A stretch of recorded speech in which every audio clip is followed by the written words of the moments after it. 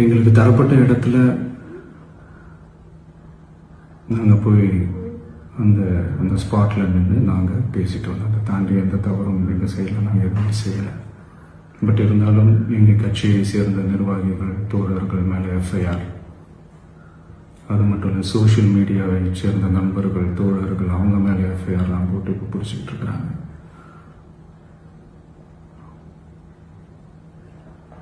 CM sir, உங்களுக்கு ஏதாவது இந்த பழி வாங்கணும் அப்படின்ற எண்ணம் ஏதாவது இருந்துச்சுன்னா என்ன வேணாலும் பண்ணுங்க. அவங்க மேலே கை வைக்காதீங்க. நான் ஒன்று வீட்டில் இருப்பேன், இல்லை நான் ஆஃபீஸில் இருப்பேன். என்ன வேணாலும் செய்யுங்க. நண்பர்களே, தோழர்களே, நம்மளோட அரசியல் பயணம் இன்னும் ஸ்ட்ராங்கராக, இன்னும் தைரியத்தோட கண்டினியூ ஆகும்.